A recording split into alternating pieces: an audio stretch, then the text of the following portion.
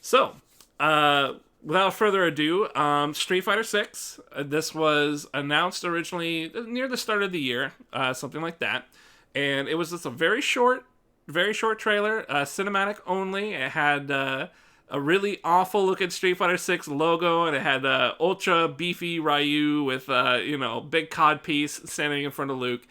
It wasn't wildly surprising for a lot of people when it was announced because we knew Street Fighter Six was happening. But personally, I thought it looked great. A lot of people were a little concerned about big-bodied Ryu and stuff like that. While this is going on, I'm gonna play some GameSpot has some random CPU battles. So this is just some gameplay footage, kind of something to look at for people that kind of want to see that. This is all just GameSpot, so I don't think they care if you rebroadcast their stuff. But again, this is just CPU fights, not actual people.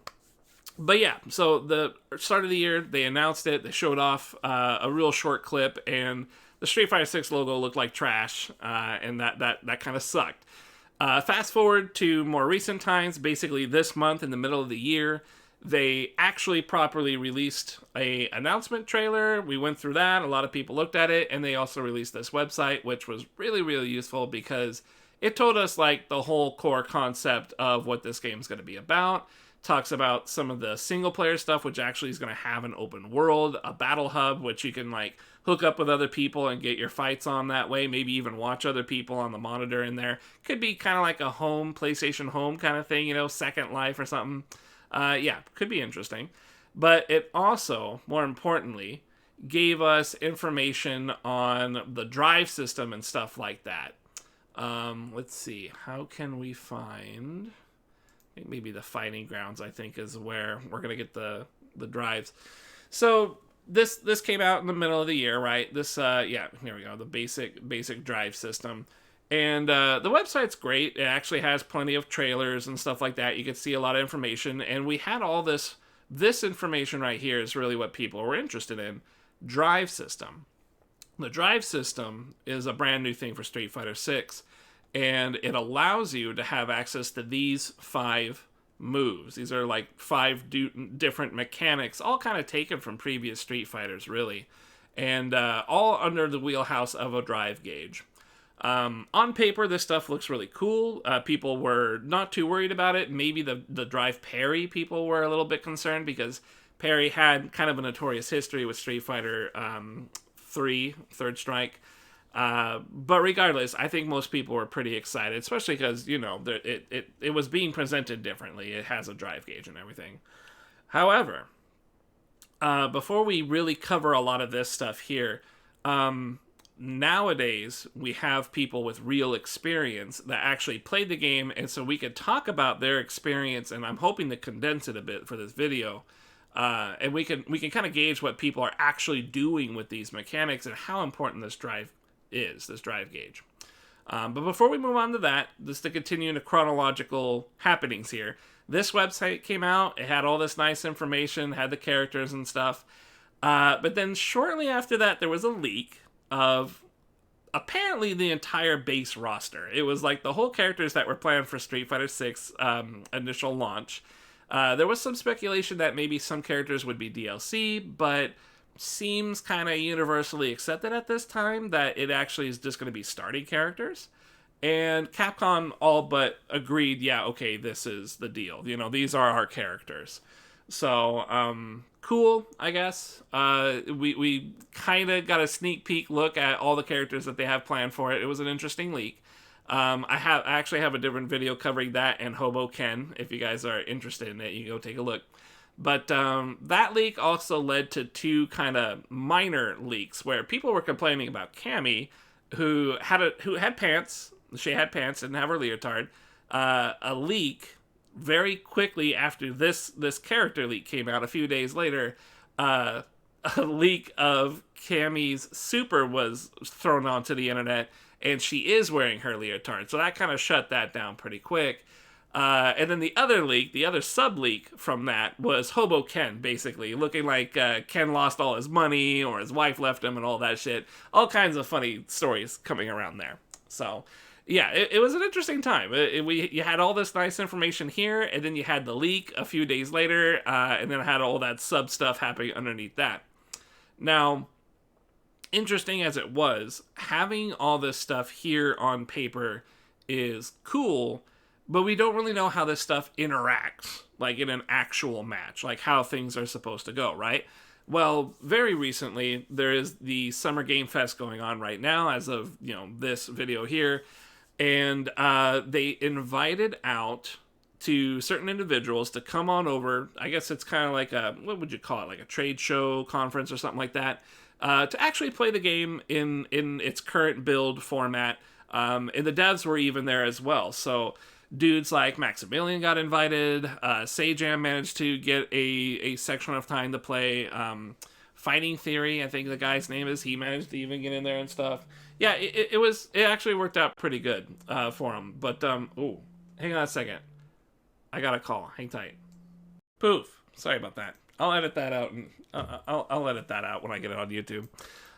So yeah, basically, the concept here is that what was I even talking about? Fuck, I hate it when this happens. I'm just trying to do a fucking basic thing. Drive Gauge, everybody got invited out. Okay, that's what it was. So everyone got invited to this conference, right? And it's only in the last few days that these dudes managed to come back from it with capture feeds and stuff like that. GameSpot was a part. That's why I'm playing the video now. This is actually just against CPU, so you guys have something to look at in the background here.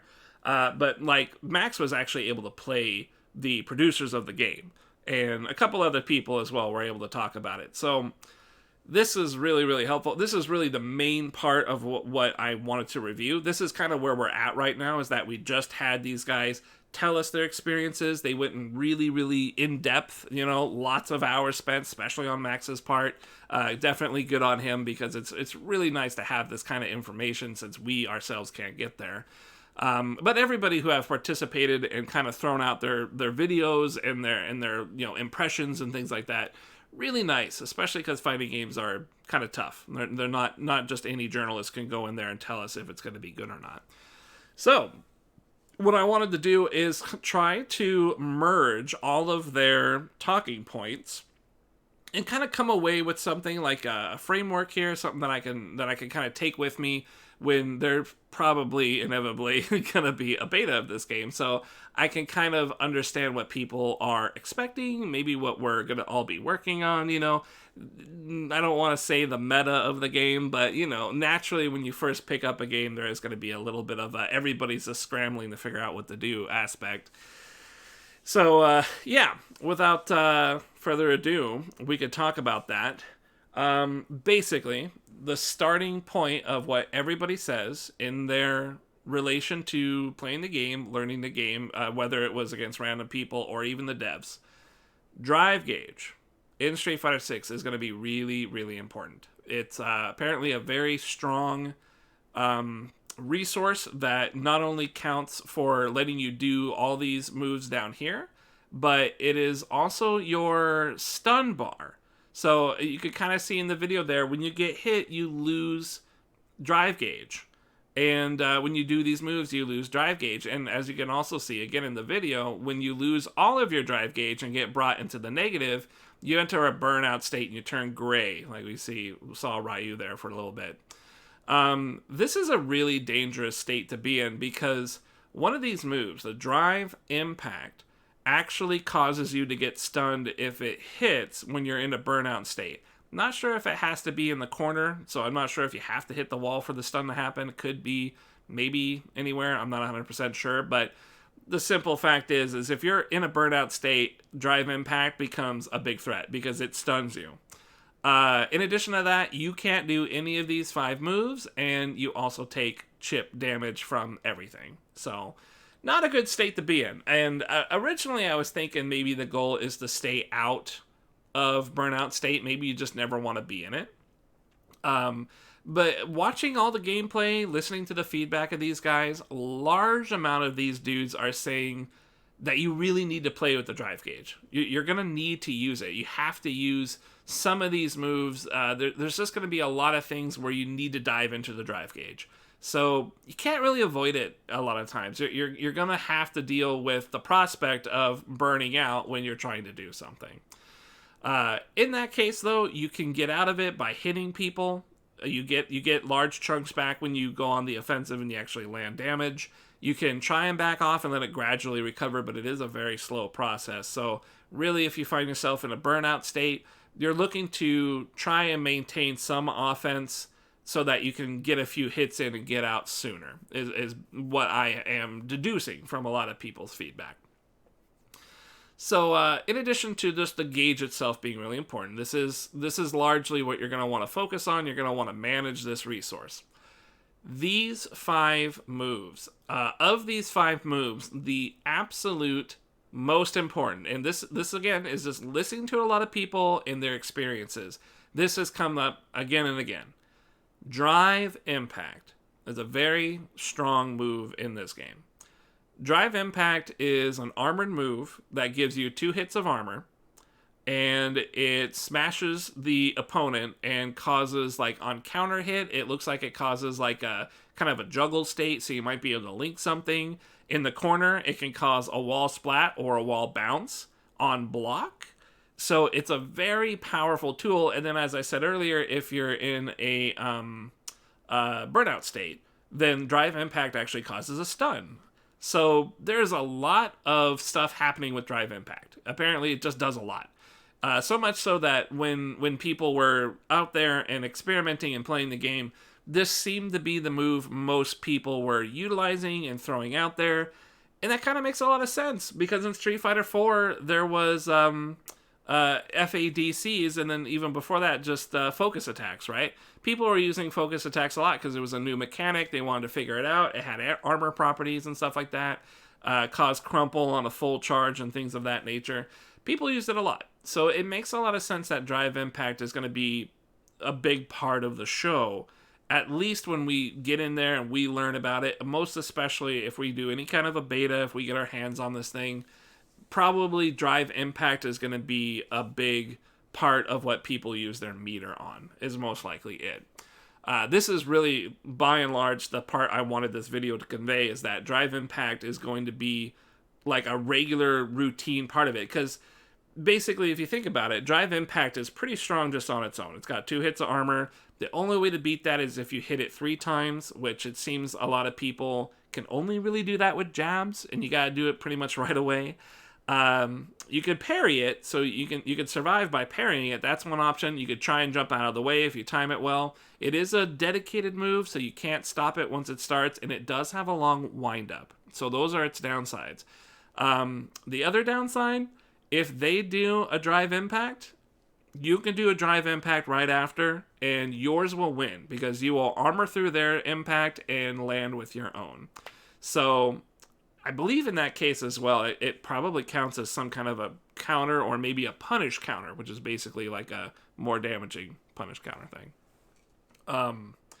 Yeah, we'll just move on to the next video here. So, yeah, Drive Impact, very strong. We're going to be seeing a lot of that whenever we get it in our hands, whenever we're able to play this stuff. We're going to probably be utilizing and seeing a lot of Drive Impact usage. Yeah, outside of that, like, people have been talking about Drive Parry. That's probably the second most talked about thing. And I haven't really heard a consensus on the Drive Parry yet. It sounds like Drive Parry is in a interesting spot where it's actually kind of situational. It is a high risk, high reward situation, so you're not going to want to use it all the time. Basically, Drive Parry is not a third strike parry. It doesn't come out without risk, apparently. In third strike, you just press down or forward. In this game, it's an actual stance where you have to hit 2 buttons. I think the 2 medium buttons.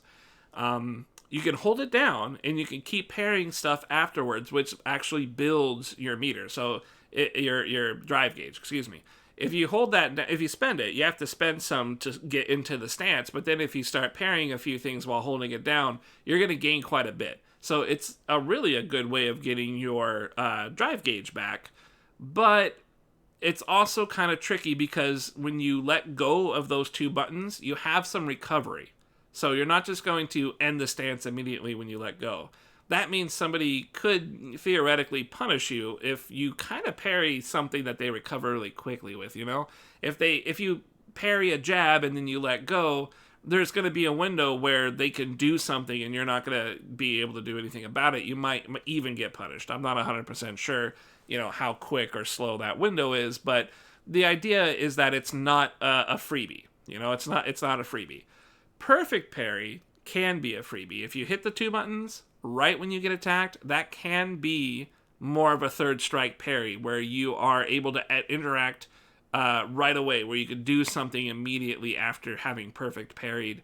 That's what that's for. But naturally, that requires timing. So you're probably not going to get a whole lot, at least at the start. But the general parry part actually does seem pretty good. I don't want to get too specific with it because there is a lot to it.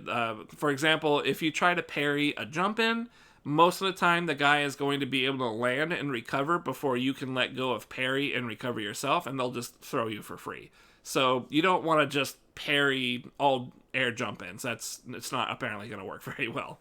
But yeah, it's going to be a reasonable move. I imagine we're probably going to get quite a bit of use out of it, especially as we explore Drive Impact. We're probably going to start exploring Drive Parry more often and getting all the permutations there. So these are the two things I hear a lot of people talk about. Really, it's mostly Drive Impact, and then the parry is more like a explaining that it's a high reward, high risk situation where you don't really want to use it a whole lot. You just kind of want to use it for tactical purposes.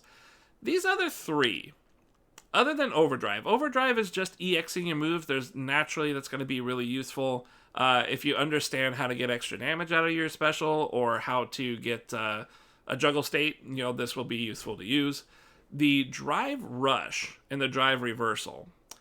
Drive Reversal is basically your alpha counter, your V reversal. Pretty straightforward. Really, it sounds like not a lot of people are using it right now during this little testing phase that they had on there. And kind of the same with Drive Rush. People were not immediately taken with this, so it's not something that people were really focusing on all that much. I don't really understand. There wasn't like a whole lot of collaborating evidence as to how good this Drive Rush is. It seems a little lackluster, especially because it does consume quite a bit of meter in different situations of using it. So I imagine out of all these things, Overdrive naturally will probably get some use because it's just EXing. Parry will get some use because it does have some situational benefits to it. And then we're going to get a ton of Drive Impact because that has a lot of reward for what you're doing, even just throwing that shit out there. And then these two, the Drive Rush and the Reversal, these are going to be a bit of a mystery. So if we encapsulate all this stuff, right? If we take all this information, all these opinions of people's impressions and gameplay, especially versing like the producers and stuff like that, people who know what they're doing, it seems like when we get our hands on it, if we ever do, with a beta or something like that, I'm quite certain we are going to get that, we're going to want to focus on the drive gauge, we're going to want to focus on Drive Impact. And then the rest of these things, we're going to want to learn our characters, what we could do. Obviously, we're going to be learning our buttons. Everything is going to be a brand new learning phase. But we now know that Drive Impact plays a very critical part in the exchange, the back and forth of this game, especially in the corner. There's going to be a very strong cat and mouse sensation in the corner, from what I'm understanding. Simply because the Drive Impact, even on block, it's going to give you a wall bounce, and that's going to let you do some damage. Really, that fact alone makes it pretty powerful. It's a pretty scary too. Boy, and if you're in Burnout, it's going to be nasty. But yeah, that aside, the Drive Impact as well, that's a big consideration because it really, that's such a distance. Basically, the game has Street Fighter 2 underneath everything, and then this drive gauge, excuse me, still thinking Street Fighter 5, drive gauge on top of it is like a whole nother game, right? When you remove the drive gauge because you're in Burnout status, you're basically stuck playing a simple game of Street Fighter 2. You do still have access to your special meter down here, your critical arts, your supers, which can help you fight back in a Burnout state scenario, but it's very clear that you're losing a lot of powerful tools if that happens. So keep an eye on the drive gauge. That's going to be a really good advice if a beta comes along and we're going to be able to try this, or something, any kind of thing comes along where we can give it a shot, give it in our hands. Maybe an open expo might happen or something. Keep an eye on your drive gauge. Try and manage that thing. Don't go too heavy into it. If you do damage, it naturally comes back, so maybe it isn't something that you need to focus so heavily on. But it did sound like people were trying to manage this as a very big consideration, with the most connection coming through drive being drive impacts is the majority of stuff, and then probably parries being a not too distant second, because parries are fun. So yeah, that's really the review of the situation. Hopefully this will help out anybody who wants to engage in this stuff. If there is a beta, this might give you kind of a simple explanation as to what has happened up till now. Kind of a review of sorts, which is largely what I wanted this to be. And give us an idea. When we come into the beta, we know we're going to see a lot of drive impact work, and we're going to want to learn how to handle this gauge, in addition to pressing buttons with our favorite characters and understanding the basic system in that way. It's nice to have some framework.